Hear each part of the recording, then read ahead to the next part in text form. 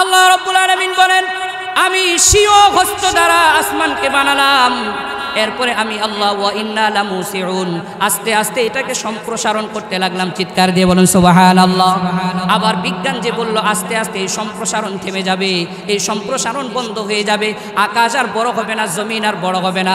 আপনি আমি যদি কোরআনকে জিজ্ঞেস করি, ও কোরআন, এই যে বিজ্ঞান বলল জমিন আস্তে আস্তে বড় হচ্ছে, আবার এই বড় হওয়া থেমে যাবে, কোরআন তোমার মধ্যে এই কথা আছে কিনা?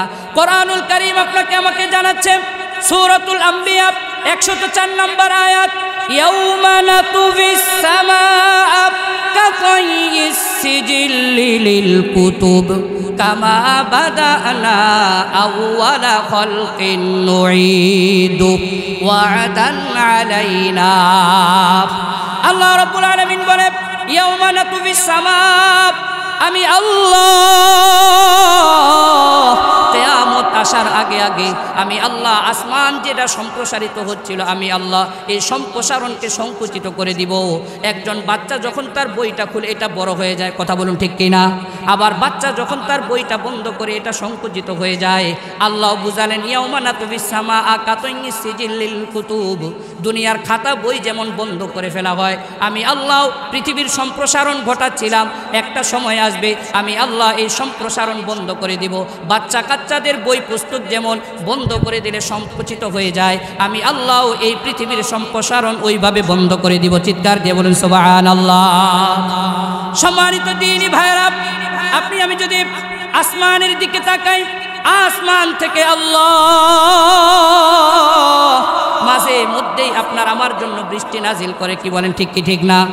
বিজ্ঞান আপনাকে আমাকে বলে 3টা ধাপে গিয়ে দুনিয়াতে বৃষ্টি অবতীর্ণ হয়, বৃষ্টি নাজিল হয়। এখন আপনি আমিও কোরআনকে জিজ্ঞেস করব, কোরআন, বিজ্ঞান তো বলল 3 ধাপে নাকি পৃথিবীতে বৃষ্টি নাজিল হয়, আসলে ব্যাপারটা কি?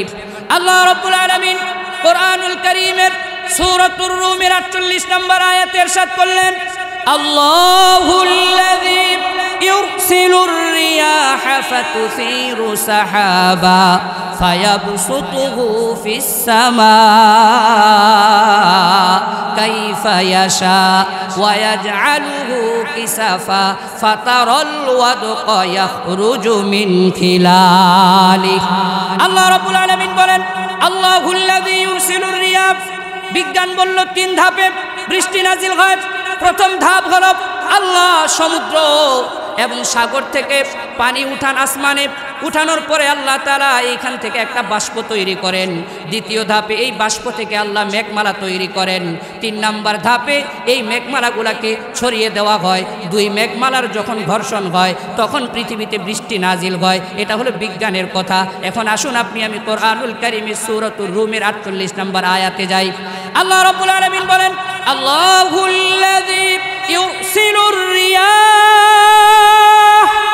রাব্বুল আলামিন বলেন তিনি ওই সত্তা, ওই আল্লাহ, হুল্লাযী ইউরসিলুর রিয়াহ, যিনি বাতাস প্রেরণ করেন সমুদ্রের মধ্যে।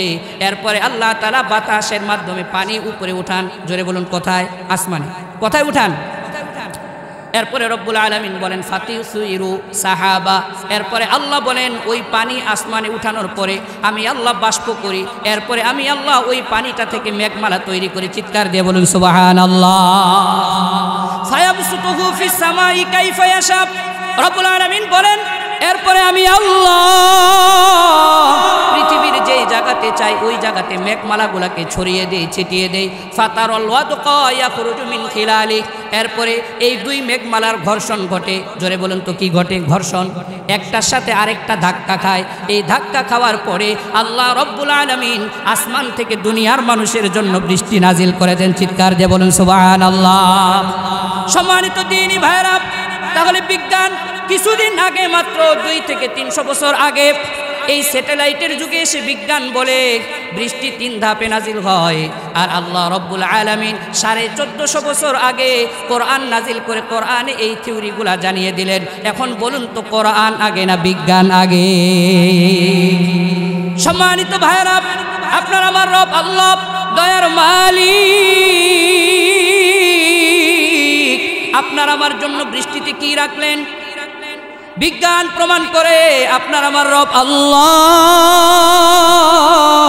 এমন দয়ার মালিক আল্লাহ যখন বৃষ্টি নাজিল করেন, বিজ্ঞানীরা বলে ওই বৃষ্টির মধ্যে আল্লাহ পটাশিয়াম রেখে দিয়েছেন, ফসফরাম রেখেছেন, ক্যালসিয়াম রেখেছেন, সারের যত উপাদান সমস্ত উপাদান রব্বুল আলামিন বৃষ্টির মধ্যে রেখে দিয়েছেন। আমরা জিজ্ঞেস করলাম, মালিক এই বৃষ্টির মধ্যে এত ক্যালসিয়াম, পটাশিয়াম, ফসফরাম এগুলো দেওয়ার কারণ কি? আল্লাহ যেন আমাদেরকে জানায়, বান্দারে তোরা দুনিয়াতে চাষাবাদ করবি, আলু লাগাবি, ভুট্টা লাগাবি, ধান লাগাবি, গম লাগাবি, এই যে উপাদানগুলা তোরা লাগাবি এগুলার জন্য তো সারের উপাদান দরকার। এই জন্য আমি আল্লাহ যখনই বৃষ্টি নাজিল করি তখনই তোমাদের জন্য আসমান থেকে সারের উপাদান নাজিল করে দিলাম।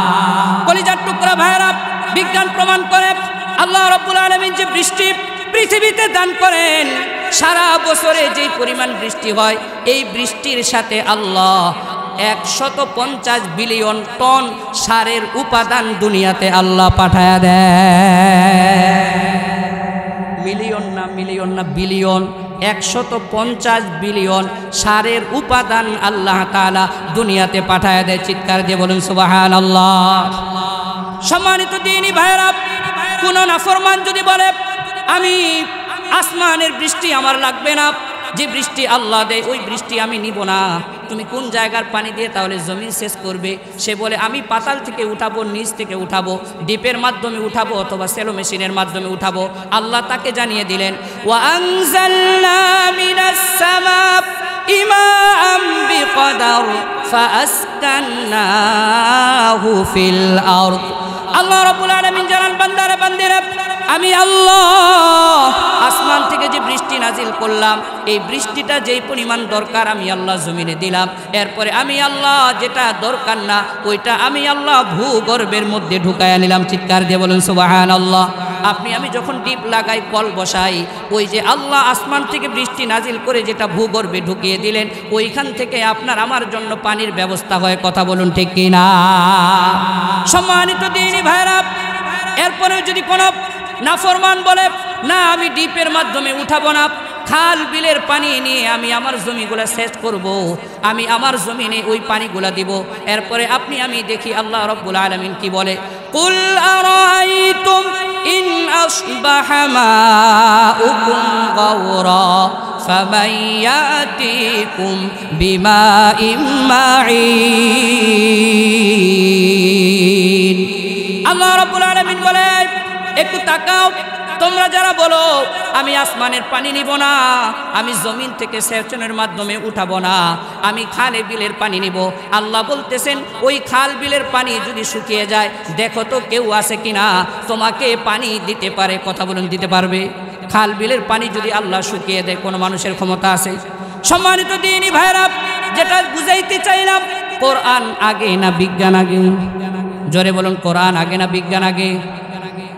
তো তাহলে আপনি আমি যারা মনে করি কোরআন তো হলো মোল্লা মৌলবীদের কিতাব, কোরআন তো হলো খতমের কিতাব, তাসবিহ পড়ার কিতাব, শুধুমাত্র তেলাওয়াতের কিতাব, খতমে তারাবিতে পড়ার কিতাব, এটাই কি শুধু তাই?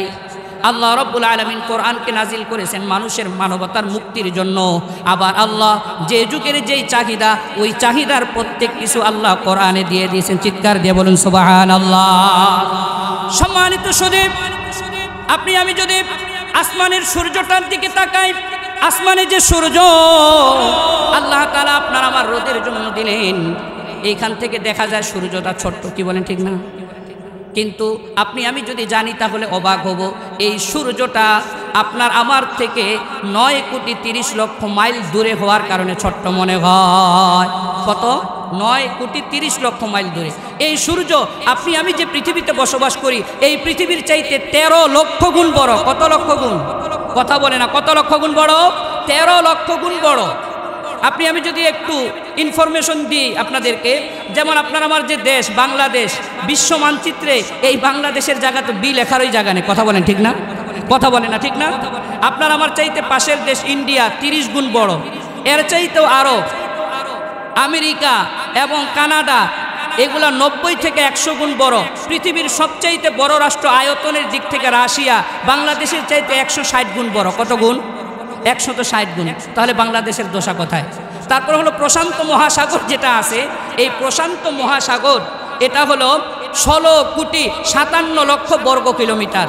আবার আটলান্টিক মহাসাগর যেটা আছে এটা 8,40,00,000 24 লক্ষ বর্গ কিলোমিটার। এই সব কিছু মিলায়া পৃথিবী, এই পৃথিবীর চাইতেও 13 লক্ষ গুণ বড় কোনটা? সূর্য। তাহলে সূর্য কত বড় আল্লাহই জানে। কি বলেন? কে জানে? আল্লাহই জানে। তো আল্লাহ রাব্বুল আলামিন আপনাকে আমাকে সূর্যের মাধ্যমে যে আলো দেন, এই সূর্যকে আল্লাহ তাআলা 1,40,00,000 সেন্টিগ্রেড তাপমাত্রা দান করেছেন। চিৎকার দিয়ে বলুন আল্লাহু আকবার। কত? 1,40,00,000 সেন্টিগ্রেড তাপমাত্রা। এই আলো পৃথিবীতে আসতে 8 মিনিট 10 সেকেন্ড পর্যন্ত সময় লাগে। আল্লাহ তাআলা যদি সরাসরি আলো দিতেন দুনিয়ার মানুষকে, একটা মানুষও দুনিয়াতে বাস্তব। কলিজার টুকরা ভাইরা, আল্লাহ রাব্বুল আলামিন সূর্যের যে আলো আপনাকে আমাকে দান করেন, আল্লাহ আপনি আমি যেমন ফিল্টারের মাধ্যমে পানি খাই, ফিল্টার আপনার আমার পানিটা যেমন পরিষ্কার করে দেয়, আল্লাহ মহাশূন্যে অনেকগুলা ফিল্টার লাগিয়ে রেখেছেন। চিৎকার দিয়ে বলুন সুবহানাল্লাহ। বিজ্ঞান যেগুলোর নাম দিয়েছে ট্রাপোস্ফিয়ার, টাইটোস্ফিয়ার, মাইনোস্ফিয়ার, এই ফিল্টারগুলোর নাম বিজ্ঞান দিয়েছে। ওই সূর্যের আলো ফিল্টারে আসার পরে, রিপেয়ারিং হওয়ার পরে, দাবাগত হওয়ার পরে পৃথিবীর মানুষের জন্য যতটুকু উপকৃত আল্লাহ তাআলা ওইখান থেকে এতটুকু দান করেন। পুরা সূর্যের আলো কিন্তু আল্লাহ দান করে না। তো তাহলে কোরআনের 4 নম্বর বৈশিষ্ট্যের কথা বলতেছিলাম। কোরআন হলো বিজ্ঞানময়। এখন বলুন তো দেখি, কোরআন আগে না বিজ্ঞান আগে? এই কোরআন মানা দরকার আছে না নাই? কথা বলুন, মানা দরকার আছে না নাই? মানবো তো ইনশাআল্লাহ। কি বলেন? ইনশাআল্লাহ। সম্মানিত ভাইরা, মানবো তো ইনশাআল্লাহ। এই পৃথিবীতে আল্লাহর আইন চলবে, সবাই একমত ইনশাআল্লাহ। সম্মানিত সুধী, বাংলাদেশে মুখ্যম এক সময় চলতেছে কোরআনের আইন বাস্তবায়ন হওয়ার। এরপরে আর সুযোগ আসতেও পারে, নাও পারে। কথা বলুন ঠিক কি না? আপনি আমি যদি এই সুযোগটাকে লুফে নিতে না পারি, কি কওমি, কি আলিয়া, কি আহলে হাদিস, কি সুন্নি, সকলে কাঁধে কাঁধ মিলিয়ে যদি আল্লাহর কোরআনের শাসন পৃথিবীতে বাস্তবায়ন করতে না পারি, আর হয়তো বাংলার জমিনে সুযোগ নাও আসতে পারে। কথা বলুন ঠিক না? কথা বলুন ঠিক না? আপনি আমি স্বাধীন দেশ পেলাম, 24শে জুলাইতে আবার দেশ স্বাধীন হলো, কিন্তু নাস্তিক মুক্ত বাংলা এখনো হয়। এই স্বাধীন বাংলাদেশে রাখাল বাহা আবারও আপনার আমার নবীকে নিয়ে গালিগালাজ করেছে, কটূক্তি করেছে। মোহাম্মদপুরের জমিন থেকে বলতে চাই, ও নাস্তিক আর মুরতাদেরা, সাবধান হয়ে যাও, সাবধান হয়ে যাও। মুসলমানেরা তোমাদেরকে ছাড়বে না, ছাড়বে না। নবীর ইজ্জত আছে না নাই? জোরে বলুন, আছে না নাই? আওয়াজ তুলতে হবে। যারাই নবীর বিরুদ্ধে কথা বলবে, নবীর ইজ্জতের ব্যাপারে কথা বলবে, নবীকে কটূক্তি করবে, সংসদে তাদের ব্যাপারে আইন পাস করতে হবে, তাদের মৃত্যুদণ্ড দিতে হবে, দিতে হবে, দিতে হবে। একমত ইনশাআল্লাহ? একমত ইনশাআল্লাহ। তো যতটুকু আলোচনা হলো, কোরআনের পরিচয়ের কথা বললাম, আর কোরআনের 4টা বৈশিষ্ট্যের কথা বললাম। আল্লাহ তাআলা আমাদেরকে আমল করার তৌফিক দান করুক। আমিন।